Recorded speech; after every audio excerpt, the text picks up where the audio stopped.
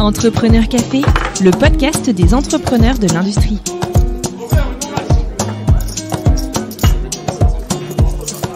Bonjour, bienvenue dans ce nouvel épisode d'Entrepreneur Café. Moi, c'est Xavier Riquier, je suis un des créateurs du podcast. Pour cet épisode, je suis très heureux de vous présenter mon homonyme, Xavier Fassalina, cofondateur de SecLab, start-up spécialisée dans la cybersécurité industrielle des infrastructures critiques et basée à Montpellier. Je vous propose de découvrir l'histoire singulière de SecLab et de Xavier, autodidacte passionné d'informatique et de musique, sorti de l'école sans le bac, ce qui ne l'a pas empêché de créer plusieurs startups au cours des 20 dernières années. Créer une entreprise sans fonds propres, c'est une vraie problématique, surtout lorsqu'on vient d'un milieu modeste. Xavier nous livre sans détour son expérience en la matière et partage de précieux conseils sur comment choisir son associé ou encore comment lancer un produit en faisant une distinction fondamentale entre besoin et marché. Enfin, il revient avec beaucoup de sagesse sur ce qui a marché ainsi que sur les échecs qu'il a vécus au cours de sa carrière. J'ai pris énormément de plaisir à rencontrer Xavier et je suis très heureux de vous livrer cet échange. Avant de lancer l'épisode, sachez-le, le podcast a besoin de vous. Retrouvez-nous sur Twitter, Instagram et LinkedIn pour discuter de cet épisode. Vos retours nous sont précieux. Allez, sans plus tarder, voici ma rencontre avec Xavier Fassalina. Bonne écoute!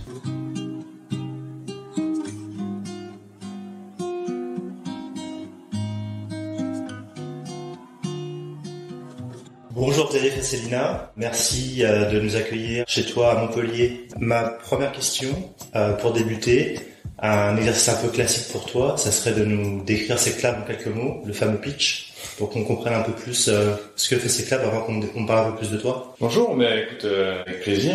Merci de m'inviter dans ton podcast. SecLab, c'est une société de cybersécurité qui, dans la cybersécurité, travaille sur une niche particulière qui est la protection des infrastructures critiques, des infrastructures industrielles. Je dirais en bref, c'est la protection de systèmes physiques du monde réel contre des attaques numériques. C'est une société que j'ai cofondée avec mon associé Benoît Badagnan. On a cofondé la société en 2012. En 2015 et 2016, on a été rejoint au capital par EDF. D'accord. Et StarQuest, qui est un investisseur financier français. Et aujourd'hui, on a 15 personnes qui travaillent réellement chez SecLab. On travaille aussi bien sûr avec des externes, avec des partenaires, avec des sous-traitants, notamment parce qu'on fabrique de l'électronique. Donc on fait du hardware. On fait du hardware. Donc on le conçoit chez SecLab, on le design. On finit l'assemblage et la programmation chez SecLab. Et au milieu, il y a une phase de construction du hardware qui est faite avec des partenaires qui sont des partenaires français. Tout est designé et construit en France. En France, d'accord. Donc vous êtes tous basés à Montpellier. On est tous basés à Montpellier, tout à fait. D'accord. Et quels sont vos principaux clients en termes d'industrie? Si tu veux pas donner le nom, c'est ok, mais... Alors, en termes d'industrie, donc je dirais que ce sont toutes les industries qui ont une production physique, donc ça en fait beaucoup. Ouais.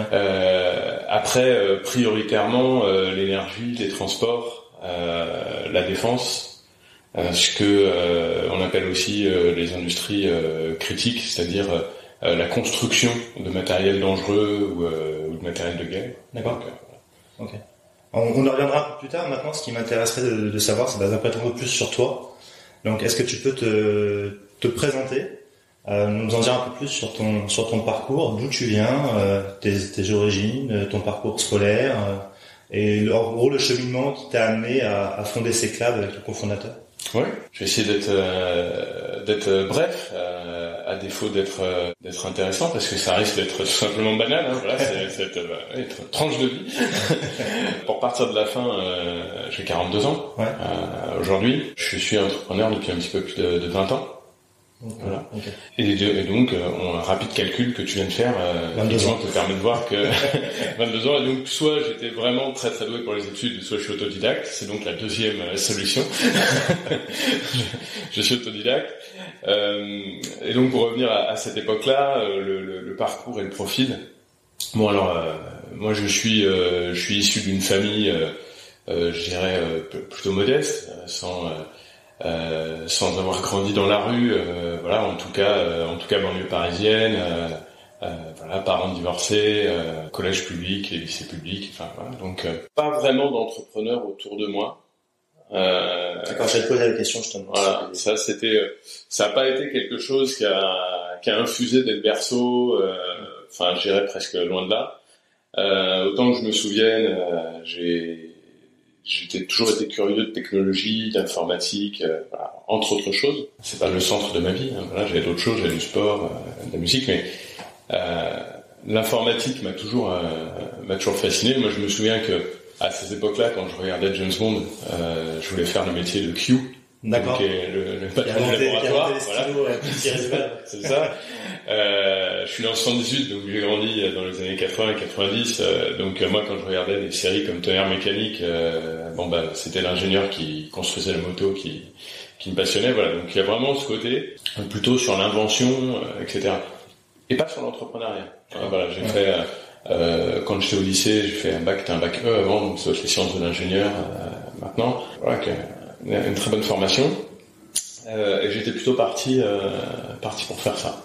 Voilà. Rapidement, en tout cas, je me suis rendu compte que j'avais un problème personnel, individuel, dans le cadre du lycée, le cadre scolaire. Il y avait un sujet d'inadéquation, rapport au sens. Voilà, rapport à l'autorité ou Alors, à l'autorité, oui, mais je dirais que c'est d'abord par rapport au sens. C'est-à-dire que de pas comprendre où ça allait, la logique globale de ouais, mais pourquoi faire 6 ans d'études ou telle école plutôt que telle école pour à la fin essayer d'avoir ce poste intéressant d'ingénierie. Enfin, voilà, il y avait globalement des choses qui allaient pas, et ça se traduit par un problème, notamment avec l'autorité, notamment avec plein de choses. Et puis bon, en plus je rappelle que le lycée c'est comme l'adolescence, donc la période de la vie où on est vraiment le plus malin. Et donc là, dans cette période où j'étais vraiment le plus malin, j'ai fait un choix. Je me dis bon, ok, j'arrête, je quitte. J'étais déjà en terminale. Et j'ai quitté le système scolaire sans mon bac. Sans le bac. Voilà. Mais t'as été jusqu'au bac Je suis allé jusqu'au bac. Voilà, je l'ai passé par partie. Ça a d'ailleurs signé mon divorce avec le système. Parce que voilà, pour l'anecdote, j'avais décidé avant le bac de pas le passer. D'accord. Et de quitter et d'aller faire la musique. Voilà, autre chose. Et puis, comme j'étais en hésitation, je suis allé passer quelques épreuves. Par chance pour moi, il y avait les matières dans lesquelles j'étais le plus fort en premier, donc je les ai passées. Et puis ça m'a quand même le fait même d'être dans ces salles d'examen avec tout le monde, etc. Ça m'a voilà. Donc du coup j'ai arrêté. je suis pas allé au bout de toutes les épreuves. Et le hasard a fait que comme j'avais eu de très bonnes notes dans les épreuves que j'avais passées, j'étais admissible pour le rattrapage. Le fameux rattrapage. Voilà. Et là, donc, dans cette oscillation de l'époque à l'adolescence, je me suis dit, bon, je suis là, je vais tenter le rattrapage, comme ça, au pire, j'aurai mon bac, et puis, on sait jamais, voilà. Et là, bon, j'ai fait un calcul, mais bon, qui était une erreur. C'est que j'étais très fort dans les sciences de l'ingénieur, c'était coefficient 9. J'avais eu 16, si je montais à 18, j'avais mon bac. Voilà. Donc je suis allé repasser ça. Et je suis arrivé à l'épreuve, là j'ai fait une deuxième erreur. C'est que j'ai un peu fait le flambeur. Je me souviens très très bien de ce jour, je suis arrivé le matin, j'étais le premier à passer. L'examinateur me donne un sujet que je regarde et il me dit voilà, vous avez 1 heure pour le préparer et après c'est un oral. Donc je regarde la feuille rapidement et je dis on peut faire l'oral maintenant, je pense que je connais très bien ce sujet. Il me dit attention si on commence, je dis oui non mais bon je le sens bien. Donc ne jamais faire ça par exemple. On commence l'interview, puis au bout d'une demi-heure de cette interview d'1 heure, c'est lui qui s'arrête et qui me dit bon ok, vous maîtrisez parfaitement le sujet, bon il y a pas de souci, c'est clair, voilà bon vous avez raison, vous n'avez pas besoin de le préparer. Bonne journée, super. Donc là je pars, je sais que j'ai mon bac en poche, c'est cool. Voilà. Et en fait, il m'a mis 17,9. C'était juste le 0,1 pour être sûr que je l'ai pas. Ah d'accord. Oui. Effectivement. Voilà. Ce qui, avec le recul, voilà, c'est pas injuste dans le sens où effectivement j'allais plus en cours, je m'étais bien foutu de la gueule du système, donc c'était normal que je l'ai pas. Mais c'était pas non plus la règle. Ouais. J'aurais dû avoir 20. Et si j'avais eu 20, j'aurais eu mon bac. Voilà. Et ça a signé psychologiquement à cette époque-là. Hein. Là, je parle de ça, j'ai l'impression de parler d'une autre personne. Ouais. C'était il y a plus de 23 ans. Ouais, voilà, c'était. Mais voilà, mais à cette époque-là, avec qui j'étais à cette époque-là, ça a fini de dire bon, ok, c'est ce système et ces règles. C'est vraiment, je n'y suis pas adapté. Est-ce que pour toi, rétrospectivement, c'est là où tu as eu le point de bascule où tu t'es dit bon bah là vraiment, c'est vraiment pas fait pour moi et je vais essayer de trouver autre chose qui. Alors c'est là où j'ai eu effectivement ce que je dirais le premier déclic vers l'entrepreneuriat, mais qui a pas été, ça a posé la question, mais j'ai pas encore répondu par l'entrepreneuriat. D'accord. Ça a posé la question qui était de dire, effectivement, ça a été l'officialisation du déclic de le chemin standard. J'ai pas envie de suivre. C'est-à-dire bac, études,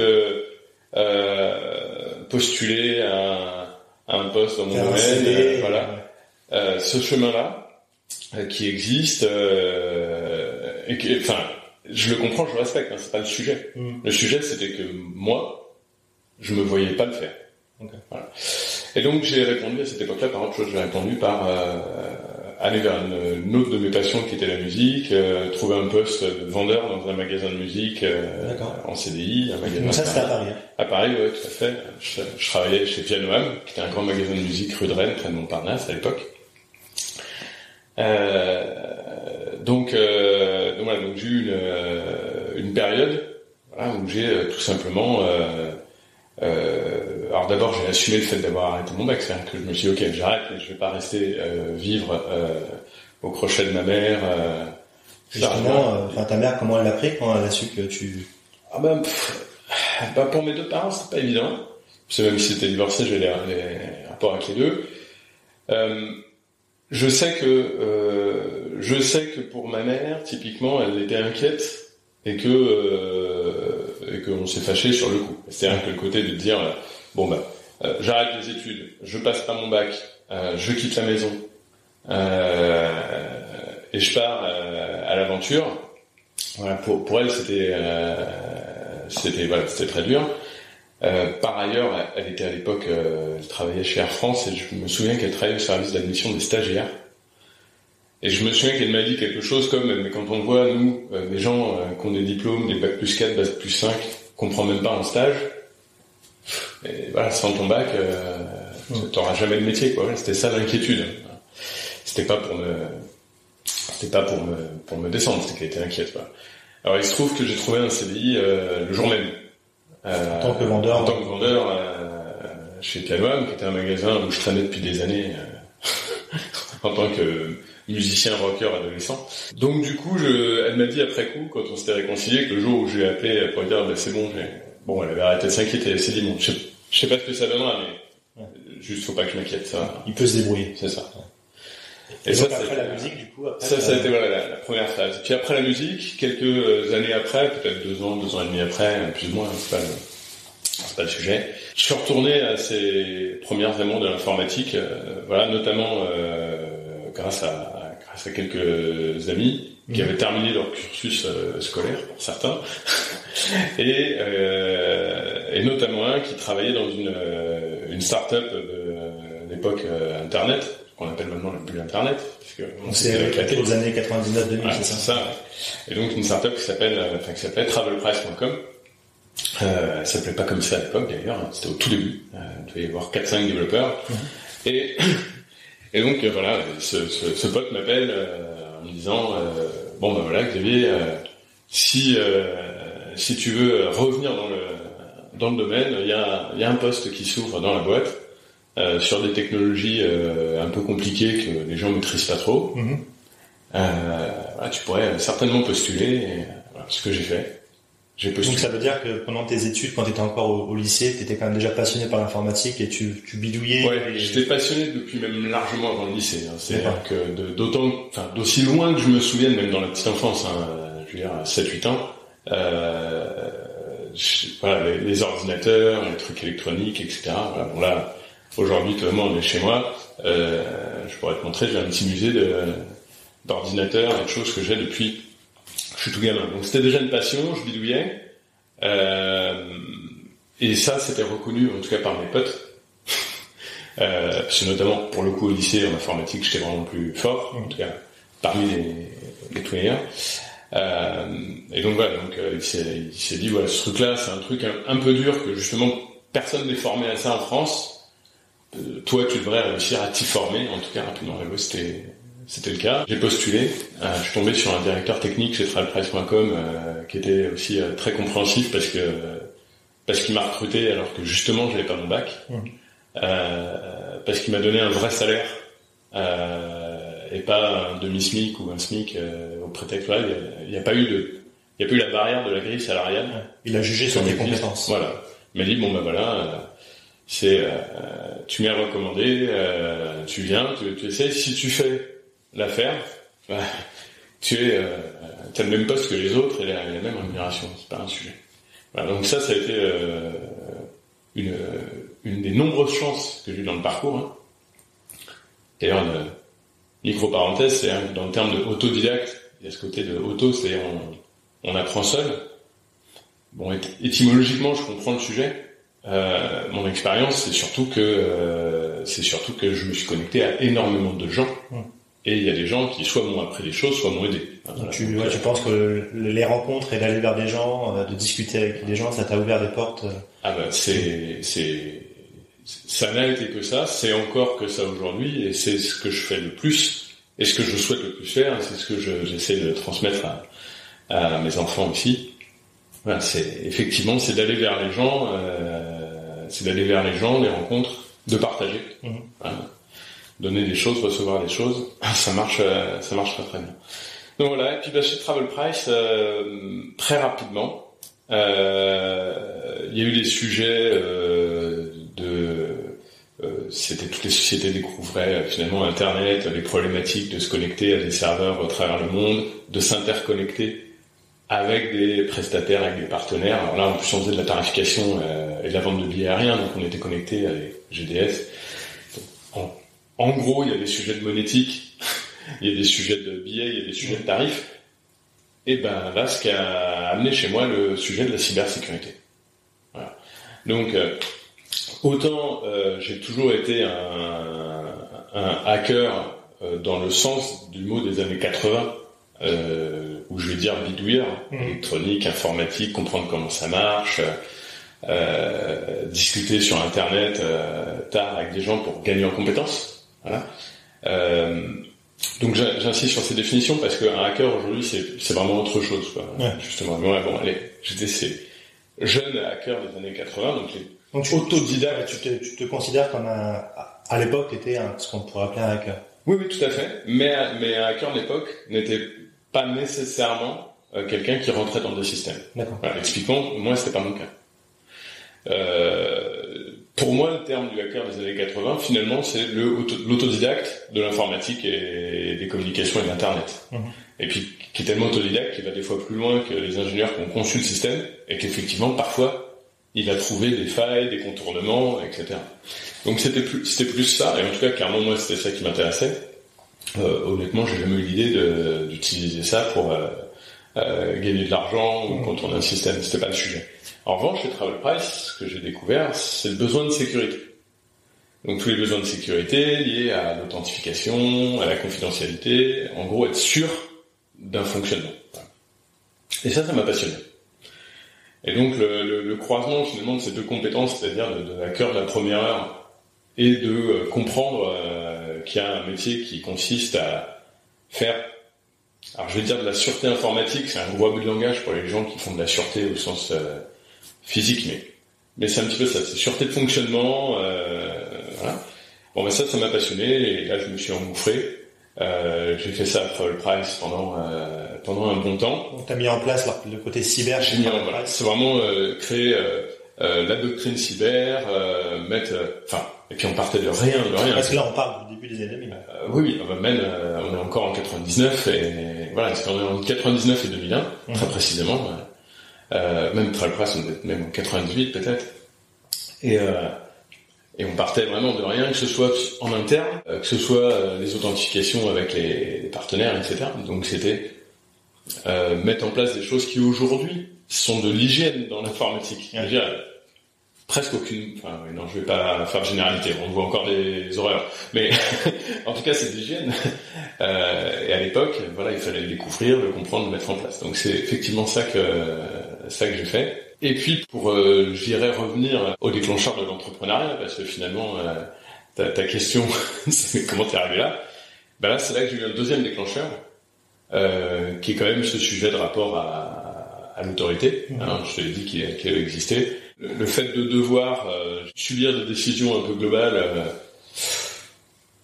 où moi j'étais franchement pas sûr de l'issue, et de devoir implémenter des choses qui valaient à l'inverse de ce que je pensais bien. Alors, dit comme ça fait très rebelle, et c'est pas trop le sujet. C'est-à-dire que je l'ai fait. Quand j'y étais, je l'ai fait. Voilà, donc c'est-à-dire que je savais ce que c'était que faire un métier. Donc on m'a demandé de le faire. J'avais donné mon avis, on m'a dit on a demandé de le faire quand même. Je l'ai fait et je l'ai fait bien. J'ai fait ce qu'on m'a demandé. C'est pas le sujet. Voilà. Par contre, je me suis dit, je vais pas continuer à faire ça. Ça, voilà, je peux être pro. Et tu t'en es rendu compte rapidement? Ah oui, ça super rapidement.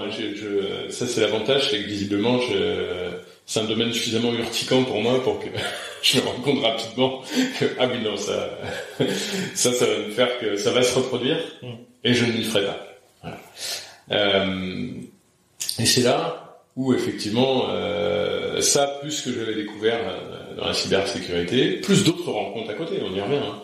Par un de mes grands frères qui m'a présenté son meilleur ami, qui voulait justement avoir un projet de création d'entreprise, mais qui cherchait quelqu'un sur la partie technique. Donc voilà, c'est peut-être qu'il y a des entrepreneurs qui se sont levés un matin et qui se sont dit je vais être entrepreneur, je vais travailler dans tel domaine et je vais faire ça. On en croisera plein. Voilà, alors moi non. Moi c'est presque c'est un enchaînement. Encore une fois, c'est des rencontres, c'est des croisements. Et là, à ce moment-là de ma vie, oui, en fait, je sens. Par contre, je l'ai senti. Je me suis dit, je sens que c'est ça que j'ai envie de faire. D'accord. Voilà. Donc c'est la rencontre avec l'ami de ton frère. Tout à fait. Lui avait un projet et ton frère vous a mis en relation parce que tu avais la partie technique que cette personne n'avait pas. C'est ça.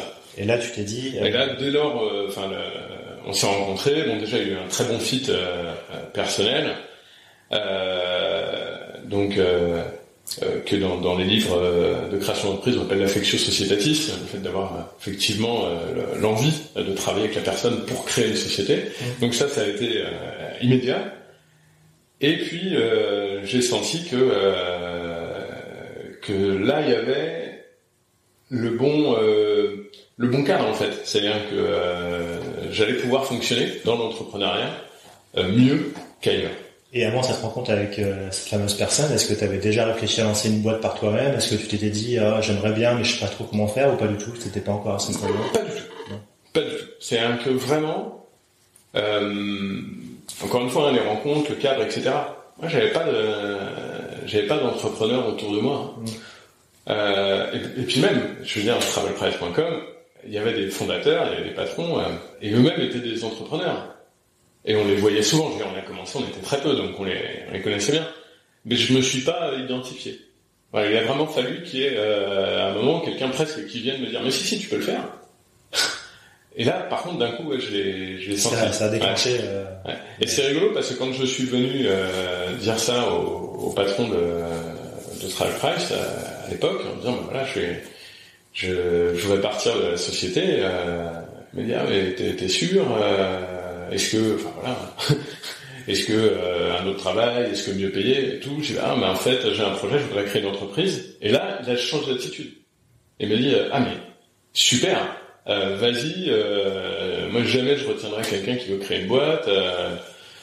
Et c'est là en fait que j'ai basculé dans ce monde aussi d'entrepreneuriat et des entrepreneurs, ces hommes et femmes, où d'un coup je me suis rendu compte que en fait mon patron lui aussi c'est un entrepreneur, et dès lors où je lui dis je veux créer une boîte, on est d'égal à égal. Oui, alors je me suis pas projeté comme ça à l'époque, mais en tout cas je me suis dit on est de mentor à mentorer, c'est-à-dire que il y a ce côté la discussion, c'est plus comment je retiens ma ressource qui va partir, c'est comment j'encourage et j'aide ce jeune qui va se lancer sur cette route-là. Et donc du coup, vous créez une société dans quoi? Dans quel domaine? Alors, on crée une société dans un domaine, sur une idée originale de mon associé de l'époque, dans un domaine de l'accélération pour les serveurs web. D'accord. Voilà. C'était pour moi c'était quelque chose qui était vraiment visionnaire, et d'ailleurs aujourd'hui 20 ans après c'est des grands sujets qui existent encore, voilà. Mais à l'époque les gens percevaient pas encore ça, et puis bon voilà, après il y a plein de... Enfin, on va pas refaire la vie, mais en tout cas on ne trouve pas de débouchés. Nos interlocuteurs presque comprennent pas tellement en fait l'intérêt de la chose. Vous étiez peut-être un peu en avance de phase par rapport aux besoins existants. Oui, alors en tout cas moi aujourd'hui c'est vraiment comme ça que j'ai envie de me le raconter. Il y avait évidemment d'autres choses, mais oui, il y a une part de ça. C'est-à-dire que... Et si on revient juste à la création du coup de cette entreprise avec ton associé, à l'époque, est-ce que toi t'as mis des fonds par exemple, parce que ça peut être un sujet pour certains. Oui, c'est vrai que c'est un sujet. Quand on n'a pas forcément des ressources propres de la famille qui peut aider, comment t'as... Ça c'est un sujet à part entière. Alors c'est un sujet sur lequel peut-être on pourra revenir sur le financement de la création d'entreprise, parce que je suis devenu assez fort là-dedans, de par tous les exemples que j'ai autour de moi. Mais sur cette expérience-là particulière, j'ai tout simplement vécu un conte de fées, c'est-à-dire que mon associé a mis 100% des sommes qui ont même pu faire vivre la boîte et l'équipe qu'on a recrutée pendant 6 mois. Donc il a vraiment mis de l'argent, et il m'a offert les parts pour aller dans la société, et de façon enfin voilà, c'était pas 5%, c'était significatif. D'accord. C'était significatif, voilà, on était d'égal à égal dans cette société. Donc voilà, c'est en ça où c'était un conte de fées. Donc t'as pas eu ce blocage. Ah non, j'avais 0 francs, je vais dire euros, mais à l'époque c'était des francs. Et pour autant, j'ai démarré et eu tout ce qu'il fallait de part, et même le salaire. D'accord. Pour travailler. Et cette aventure du coup dans cette entreprise a duré combien de temps? Alors c'est une aventure qui a dû durer, je pense, 1 an et demi. On a pivoté très vite, alors c'est un terme qui n'existait pas à l'époque, sur justement de la cybersécurité. Quand on a vu que on n'avait pas de fit sur ce marché-là, il y avait des sujets sur des firewalls. Voilà. Comme l'équipe était une équipe technique où il y avait des gens qui faisaient aussi de la cybersécurité, etc. On a eu cette discussion où j'ai proposé une idée d'innovation, voilà, qu'on a poussée. Donc on a fait, on a inventé, déposé des brevets sur un certain type de firewall, déjà pour des systèmes critiques. C'est amusant en fait avec donc déjà à l'époque, on avait identifié ce secteur-là. Déjà avec de l'électronique, c'est-à-dire qu'il y avait une partie, il y avait même une partie physique. Physique au sens serrure, c'est-à-dire qu'il y avait une clé avec une serrure, etc. sur le dispositif du firewall. D'accord. Une clé et une serrure qui changeait le mode de fonctionnement du firewall. Voilà. Selon les cas. Et donc c'était un secteur vraiment de niche. On a réussi à faire des ventes dans ce secteur de niche. Et puis à l'époque, en tout cas c'est comme ça qu'on vivait la société. Il fallait ensuite lever des fonds pour passer à l'échelle, passer de tes early adopters, c'était tes premières ventes, à être capable. Ces premières ventes, ça concernait déjà des grands groupes industriels français par exemple. Oui. Ouais, c'est ça. Oui. Voilà, notamment Total et le CEA. Donc voilà, alors à leur échelle, c'était des petits projets presque, probablement des pilotes, je dirais. Et nous, à notre échelle, ça nous faisait vivre. Voilà. Et justement, il fallait changer d'échelle complètement, à bien des niveaux. Et puis on n'a pas réussi à lever des fonds, tout simplement. Moi, voilà, aujourd'hui avec le recul, finalement, je pense que tant mieux, parce qu'à mon avis, on n'avait pas pris les choses en bon ordre en matière de maturité d'entrepreneur, justement, de structuration. Donc je pense que voilà, je considère finalement que cette société, à la fin, c'est un échec, mais c'est un échec que je suis content d'avoir vécu, et content de l'avoir vécu tôt.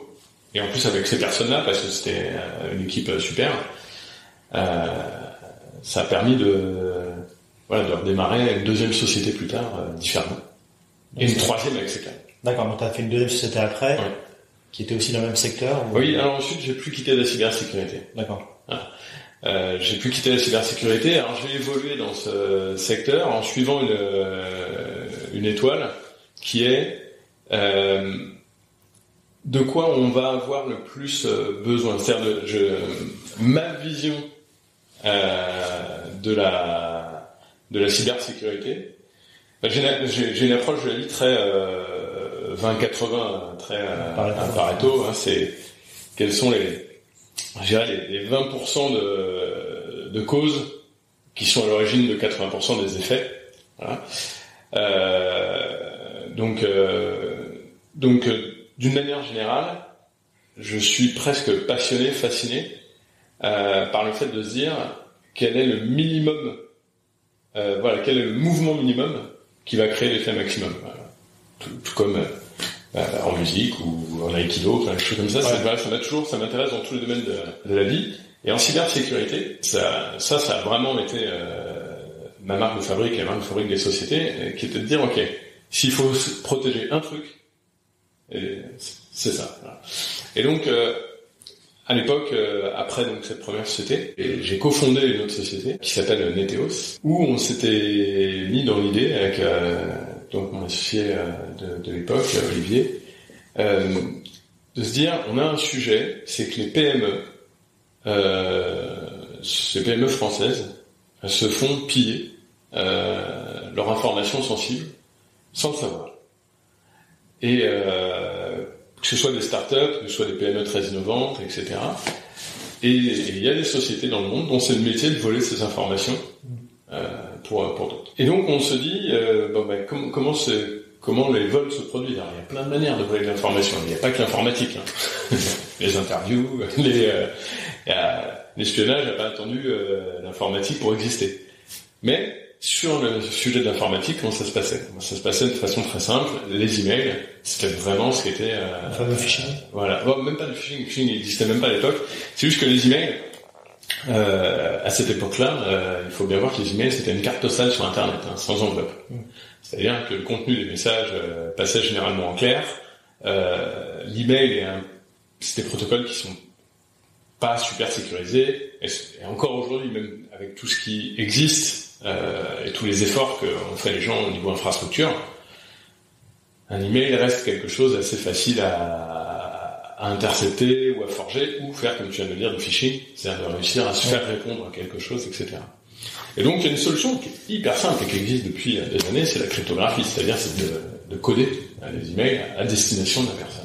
Voilà, donc la techno existe, ça c'était pas le sujet. Le sujet c'est que personne l'utilisait parce que c'était difficile à déployer, il faut des compétences, il faut des personnes, et nous on s'est dit, avec Olivier, on va faire une clé USB qui embarque tout, et où il n'y a pas de sujet de déploiement. Donc si je veux travailler avec mon expert comptable, mon conseiller en innovation ou la BPI, je leur donne à chacun une clé USB, et il y a tout ce qu'il faut dessus, de la branche, et ça fait un canal de communication. Automatiquement, mais qui est sécurisé, chiffré, voilà, etc. Donc sur le papier, super, on développe ça, et donc visiblement il y a des choses qu'on met du temps à apprendre. Moi j'ai mis du temps à apprendre que il fallait partir, parce que en fait il n'y a pas de produit, il n'y a pas de l'idée. On se fait du besoin, pas de l'envie d'innover. Partir du marché, ça j'ai mis très longtemps à apprendre. Parce que là, encore une fois, c'était tout faux. C'est-à-dire que le produit marchait super bien, mais là, il y avait un truc incroyable, c'est que les gens ne nous croyaient pas. Alors, c'est pas qu'ils ne croyaient pas que le produit marchait, c'est qu'ils ne croyaient pas qu'ils étaient espionnés. D'accord. Donc, à partir du moment où les gens ne perçoivent pas ce besoin et ne voient pas comme une réalité ça, c'est envie d'investir dans un outil qui va les protéger quelque chose, mais ils ne croient pas. Exactement. Ouais. Et donc, du coup, je dirais qu'il a fallu pivoter, là, encore une fois, en partant du marché, avec ce qu'on avait comme brique technique, et avec Neteos, on allait vers tout à fait d'autres choses, de la sécurité des transactions, de la sécurité du domaine bancaire, puis de la sécurité mobile, et quand j'ai quitté Neteos, Olivier a continué à développer ça vers la sécurité de la contractualisation en ligne, donc sur des vrais besoins, en fait, des vrais besoins du marché, et d'être capable d'adapter des technologies, d'apporter des technologies pour répondre à ces questions-là. Et en fait, pendant cette aventure, là, il y a un moment où, au sein même de Neteos, comme on était connecté aux besoins du marché, on a vu que beaucoup de gens avaient besoin de produits très custom. Voilà. Donc des produits de niche, et encore une fois, moi j'étais toujours connecté à ces secteurs critiques. Et du coup, j'ai créé au sein de Neteos une petite équipe qui était un laboratoire avec des gens de profils différents. Quand je dis profils différents, même d'études, c'est-à-dire des docteurs, des autodidactes, il y avait des gens qui avaient fait des DUT, des ingénieurs, enfin voilà. Et puis des informaticiens, des électroniciens, des mathématiciens, des ingénieurs système et réseau, etc. Et dans cette petite équipe, dans ce petit lab, on faisait des projets custom pour les clients. Donc là, c'était enfin le labo de Q. Donc, bon. D'accord. Ton rêve. Voilà. C'est ça. Où, voilà, toutes sortes de clients venaient nous commander ou nous soumettre des sujets de choses qui n'existaient pas sur le marché et qu'il fallait créer. Donc, c'est ce qu'on a fait. On a appelé cette équipe le Security Laboratory et c'était le SecLab de Neteos. Donc là, on est à quelle époque à peu près? Alors là, on doit être en 2006-2007. Ouais, c'est ça. Et donc en courant 2007, on a EDF R&D à l'époque, recherche et développement, voilà, qui a été orienté vers nous par nos clients. Et qui est arrivé avec l'expression d'un besoin pour protéger des infrastructures critiques chez EDF. Donc, ce besoin-là, qu'ils ont exprimé finalement assez simplement en disant voilà, on a des infrastructures critiques, elles sont pas reliées au reste des réseaux, et ce qu'on va vouloir faire, c'est digitaliser certaines parties de ces réseaux. Et donc, on souhaite pouvoir communiquer numériquement avec ces infracritiques. Donc ça, ok, oui, facile. Mais on veut qu'il n'y ait aucune possibilité d'attaque réseau, aucune interconnexion. Alors, tu fais répéter la question une ou deux fois, et puis à la fin, tu as compris, tu dis, oh, ok, très bien. Bon. Et ça a été le début de ce qui a mené finalement aujourd'hui aux technologies de SecLab. Parce que ce besoin-là, alors là, il y a eu encore une fois, en termes d'opportunités, de croisement de personnes, de rencontres. Et là, ce qu'il y a eu à ce moment-là, c'est un client qui est probablement un leader mondial en matière de la sécurité de ses infrastructures, qui a des équipes de R&D en interne qui se sont posées des questions, qui ont regardé sur le marché ce qui existait, qui ont vu qu'il n'y avait rien qui répondait à ce problème, qui ont su le spécifier en interne et qui ont même su travailler à des concepts pour le faire. Donc vraiment une équipe de R&D en interne très très balèze, qui ont su travailler avec des labos externes, notamment le nôtre, pour développer une technologie. Et derrière ça, cette technologie, on a réussi à la développer, enfin à la co-développer. On a réussi à la faire certifier par l'ANSSI, donc l'Agence nationale de la sécurité des systèmes d'information. Et puis avec le temps, on a réussi à en faire un produit qui équipe aujourd'hui la chose chez EDF. Et comme je le dis, c'est devenu avec le temps. Alors ça, c'est comment finalement, c'est l'histoire de la création de SecLab. Voilà, avec mon associé Benoît, qui était, je dirais, mon patron de la technique dans le labo chez Neteos. On a finalement, une fois qu'on a eu fini de faire ce produit avec EDF, la question se posait de comment on l'industrialise pour le vendre. Même pour EDF, c'est comment est-ce que ce produit va être produit. Qui va l'installer, comment on le supporte. Et c'est là qu'on a proposé de créer une société, une structure spécialement pour ça, pour créer ce produit. Et au départ, d'ailleurs, que pour EDF. Est-ce que dès le départ, EDF a fait partie des... Non, en fait, EDF, alors, on a fait un contrat de licence avec EDF, comme eux avaient la propriété des brevets, parce que nous avaient sous-traité le travail, donc toute la propriété était chez EDF. Donc on avait fait un contrat de licence exclusif, et nous, on est parti du proto pour en faire un produit, puis on l'a industrialisé, on l'a créé, et on l'a même revendu, donc à EDF, entre 2012 et 2015. Et en 2015, on a parler avec EDF, parce qu'on s'est rendu compte, notamment avec Benoît, que le sujet sur lequel on travaillait, c'était pas un sujet de EDF. C'était un sujet de toutes les industries du monde. Et donc, donc on a eu ces discussions, et c'est là où on a, encore une fois, rencontré les bonnes personnes au bon moment chez EDF, et qui se sont dit, très bien, à ce moment-là, mettons de l'argent dans ces cloud, mettons en place une copropriété des brevets pour que ces cloud soient garantis en fait de leur exploitabilité dans le temps. Et puis on y va, et on va vendre le produit non seulement chez EDF, mais à toute personne ayant ses besoins. Et là, on est quand même en 2015 quand on décide ça.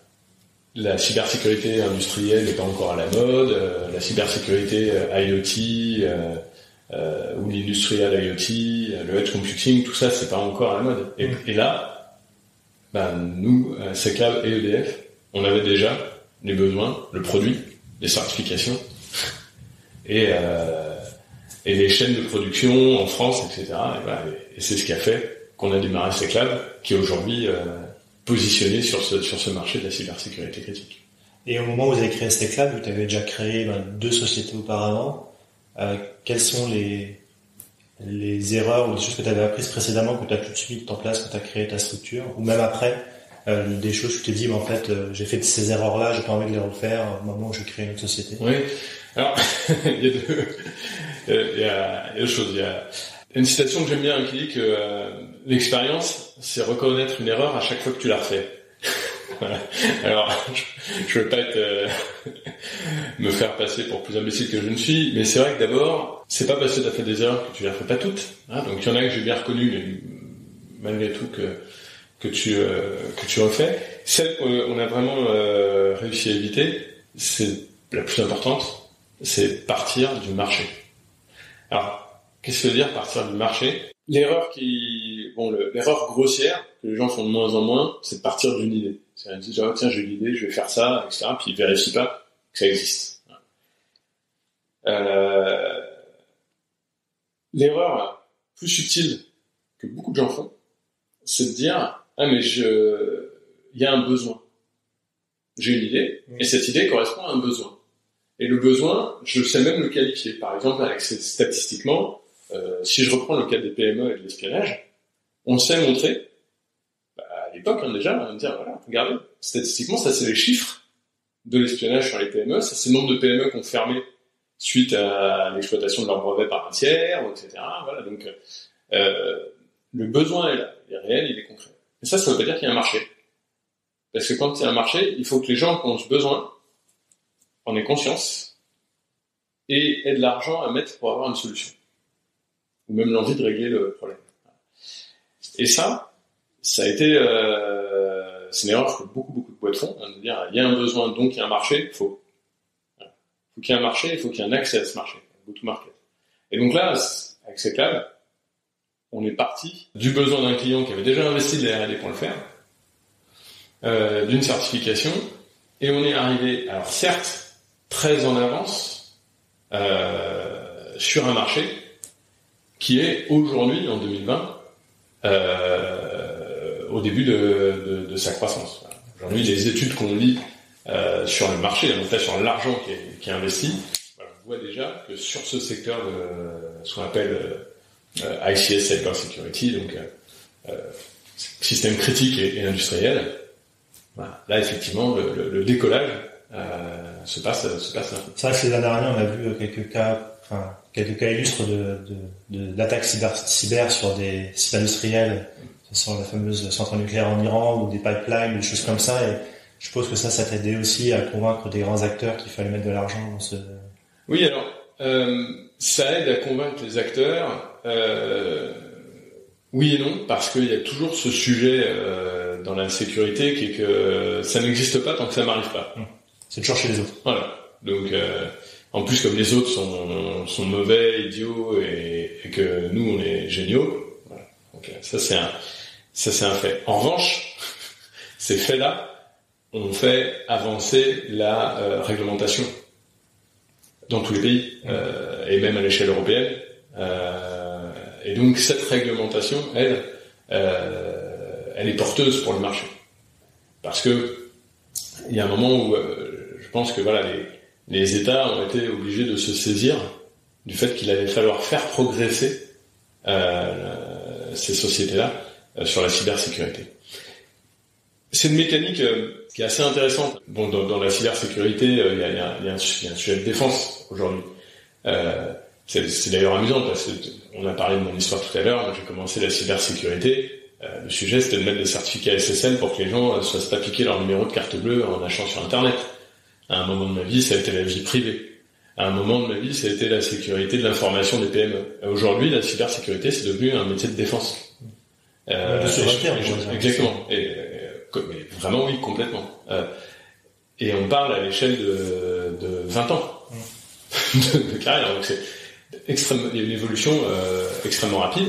Et pourquoi est-ce que c'est un sujet de défense et de souveraineté aujourd'hui ? Parce que c'est un terrain. C'est un théâtre d'opération.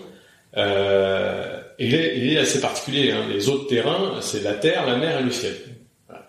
Et ça, en tant qu'humanité, on a su assez bien les gérer. Et ils ont été structurés par les nations, les États. Donc une nation, elle sait protéger ses frontières, qu'elles soient maritimes, aériennes ou terrestres. Voilà. Donc ce que je veux dire par là, c'est que l'État a une responsabilité vis-à-vis des populations civiles sur la sécurité aux frontières, par exemple, et sur la sécurité à l'intérieur du pays. En fait, dans le monde cyber, c'est vachement plus dur. Parce qu'il n'y a pas beaucoup de douanes sur Internet. C'est un monde de l'interconnexion. Internet, Interconnected Networks.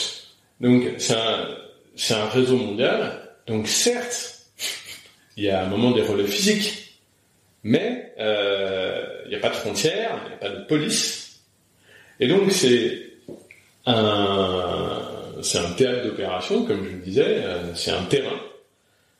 Qui plus est que maintenant on a relié à des choses physiques, donc des choses qui ont un impact sur notre monde physique, et sur lequel les États ne peuvent pas facilement avoir un impact et garantir la sécurité.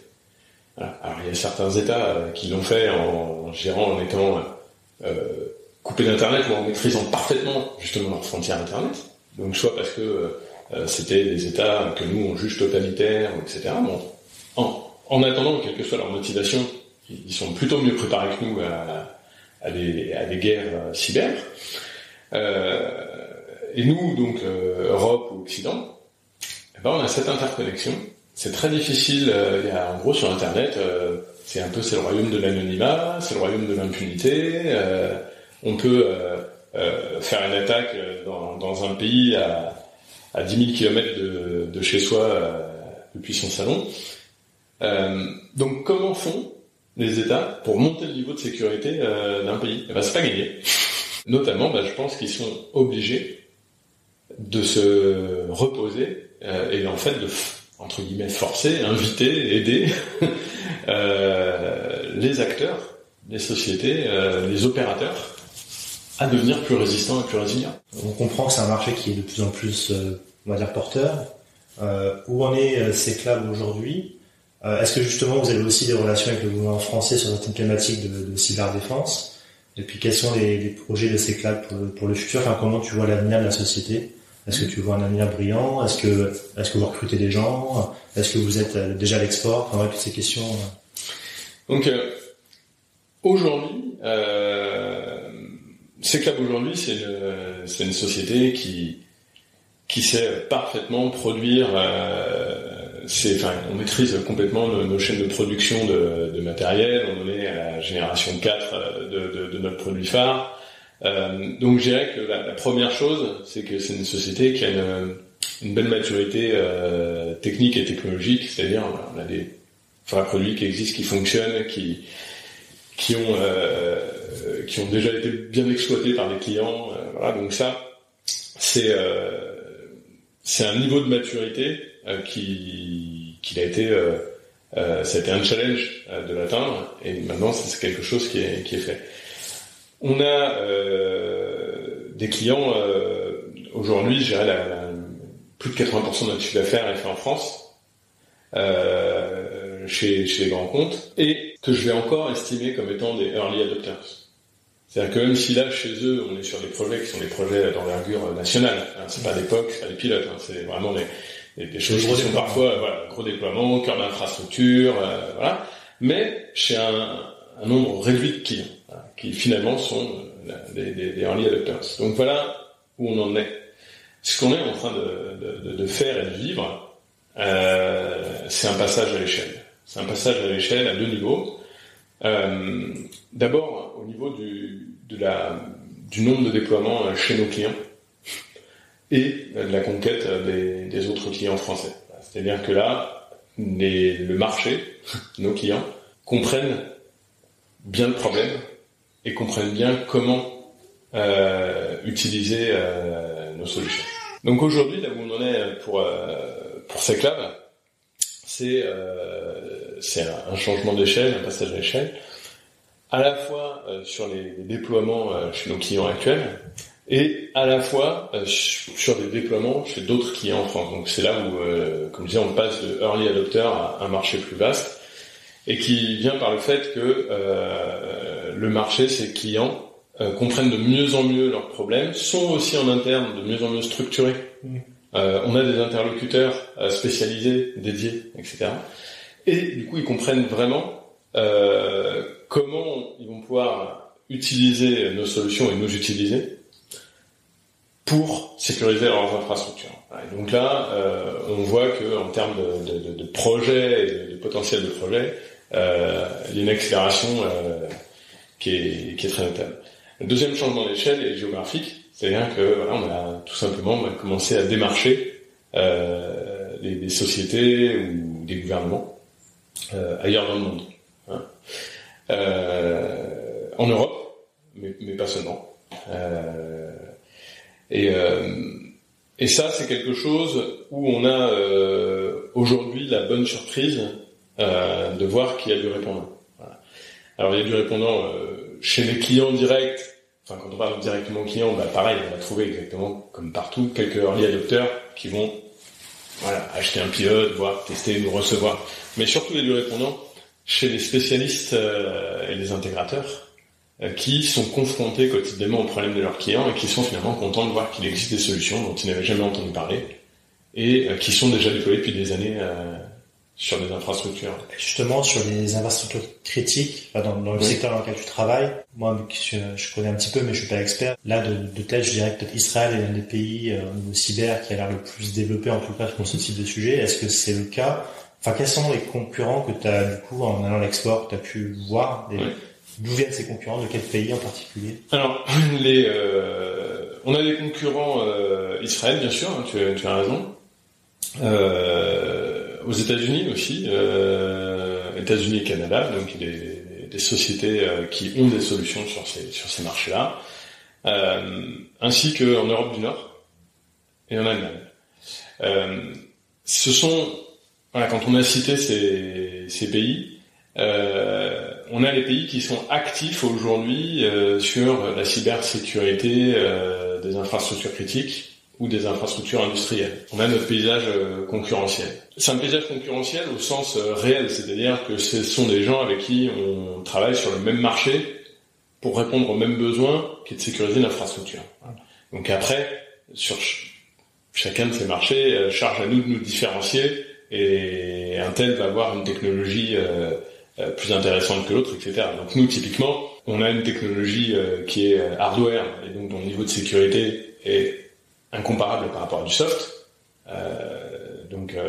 Ce qu'il faut expliquer, c'est physiquement impossible de hacker le hardware. Changer le comportement d'un de nos produits, ça se fait avec un fer à souder sur place, quoi. Donc, dans l'absolu, c'est possible, mais dans les faits, c'est pas possible. Voilà.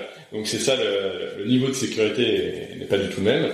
Et dans les solutions qui sont hardware, donc il en existe, typiquement en Israël, ce qu'on appelle des data diodes ou des choses comme ça, les solutions hardware du marché sont unidirectionnelles. Alors, sans rentrer dans la technique, ça veut dire que ce qu'ils apportent en sécurité, c'est de dire que le trafic peut aller dans un sens. Donc, par exemple, si on veut observer ce que fait l'usine, on met des diodes en sortie, les informations sortent, mais on a la certitude de ne pas pouvoir en envoyer. Donc, on ne va pas aller corrompre le processus industriel. Voilà.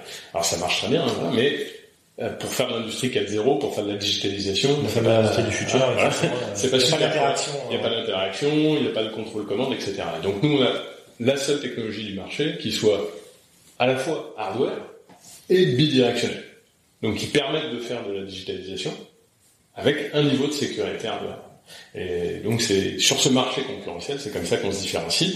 Et aujourd'hui à l'étranger, c'est avec d'une part cette différenciation technologique et d'autre part nos références sur les infrastructures françaises, qu'on est très séduisant pour les intégrateurs qui aujourd'hui proposent ces solutions à leurs clients et où on a déjà des pilotes, voire des premières commandes à l'étranger.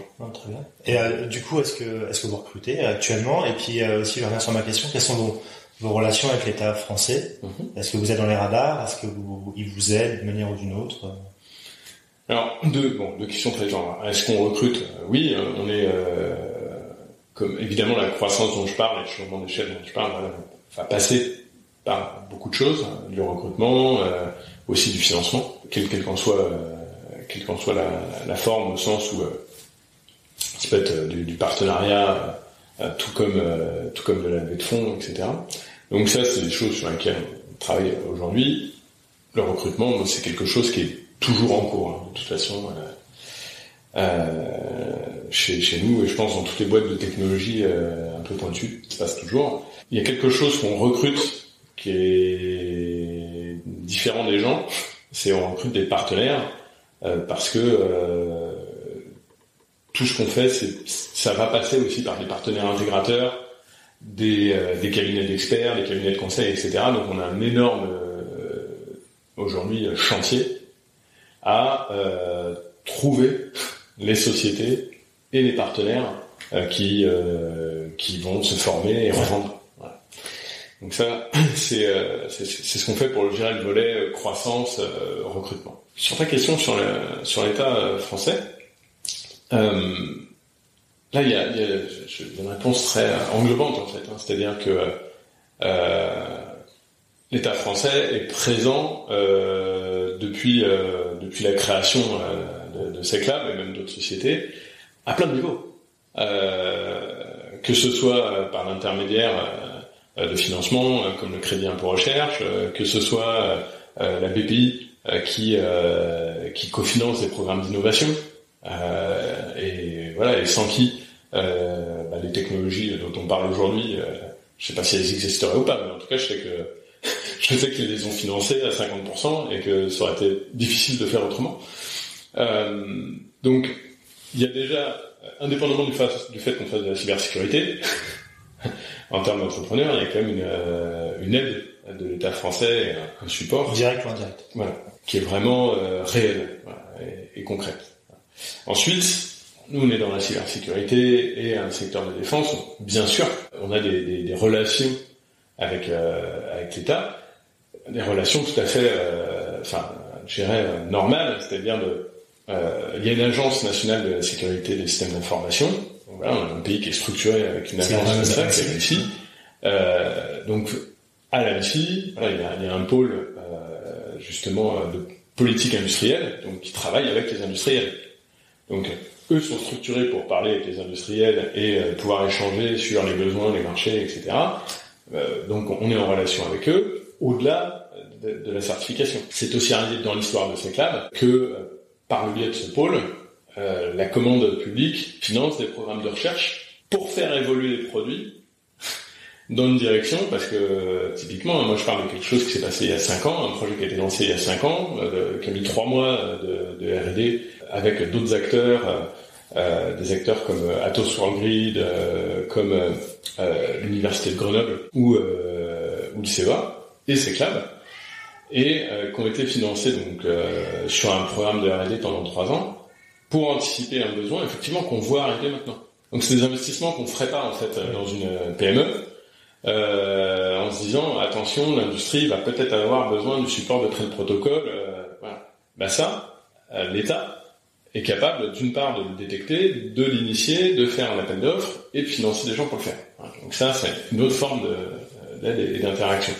Puis ensuite, de par le fait qu'on travaille beaucoup avec les secteurs, bien sûr, de défense, les secteurs critiques, bon, là on a des relations avec tous nos clients de ce domaine et acteurs intéressés, que ce soit le ministère des Armées, la DGA, la DGE.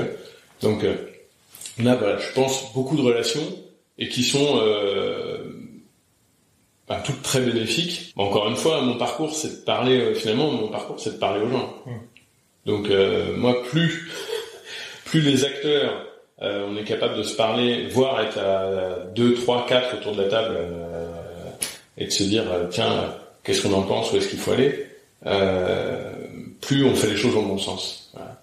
Donc moi, ça me ravit effectivement ces interactions régulières avec les différents services de l'État et avec nos clients. Avec les clients. Ouais, vous êtes à la fois dans le public et dans le privé, vous avez quand même un mix intéressant. On arrive à la fin de cet entretien. Xavier, est-ce que tu aurais un conseil ou une observation à donner à des gens qui souhaiteraient se lancer dans l'entrepreneuriat, qui ont pas forcément les codes, qui viennent de peut-être un milieu un peu modeste comme le tien, sur comment débuter? Tu avais parlé de déjà bien regarder le marché et pas partir d'une idée.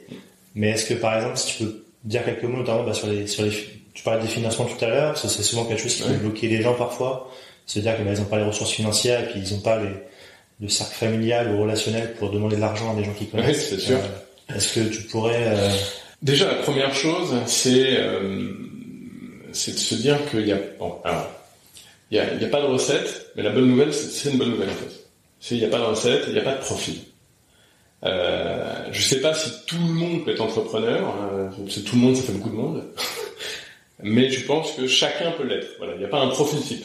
Voilà, donc ça, déjà, je pense que mon premier conseil, c'est de faire attention à tout ce qui peut être des croyances limitantes de c'est pas pour moi, j'ai pas le bon background, je sais pas ce que c'est que l'étude de marché, j'ai pas la famille j'aurai pas la crédibilité. Voilà. Ça, je pense que c'est vraiment des choses qu'il faut mettre de côté, parce que quand on commence à entreprendre, on rencontre des gens qui aident, qui poussent, qui encouragent ça. Voilà. Ça c'est la première chose. Donc pas de croyances limitantes. La deuxième, je viens de le dire, c'est qu'on rencontre des gens. Il faut rencontrer des gens, il faut être en quête d'apprendre, de partager avec les autres.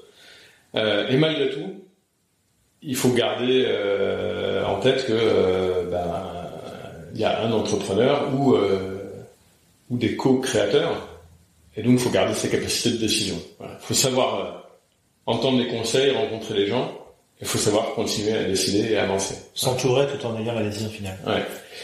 Alors le sujet, qu'elle soit finale ou pas, c'est surtout c'est de réaliser qu'il faut décider. Faut être responsable. Faut prendre la responsabilité d'avancer, faut prendre la responsabilité de décider. Voilà. Et ça amène finalement vers un troisième point, qui est le chemin, quoi. C'est-à-dire que, est-ce que par exemple, aujourd'hui encore, est-ce que je m'estime comme étant un bon entrepreneur, ou est-ce que j'estime que je sais tout ce qu'il faut pour... bien sûr non. Je continue à travailler avec des coachs, travailler avec des conseils, à m'entourer, à lire des bouquins, écouter des podcasts. Ça c'est sûr. Et plus je fais tout ça, plus même je me rends compte qu'il y a des compétences que j'aurais jamais. Voilà. Et ça, c'est pas grave.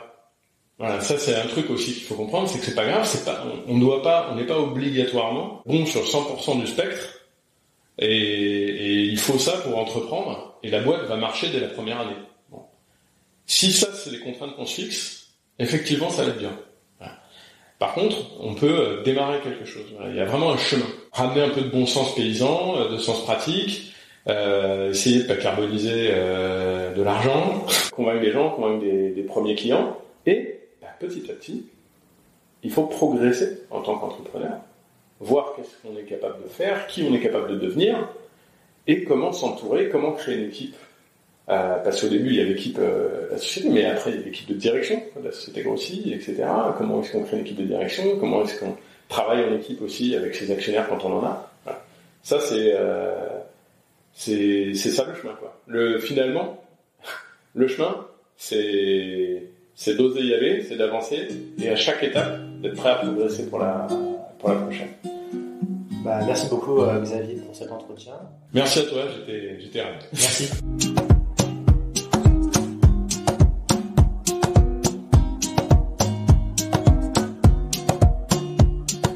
Et voilà, fin de ce premier épisode. Merci à tous de nous avoir écoutés jusqu'au bout. J'ai été ravi de vous faire partager ce moment avec Xavier. N'hésitez pas à nous soutenir et laissez vos commentaires sur nos réseaux sociaux, LinkedIn, Twitter et Instagram, ou bien encore nous laisser 5 étoiles et un avis sur Apple Podcast. Nous vous donnons rendez-vous jeudi prochain pour le prochain épisode de notre podcast. À jeudi!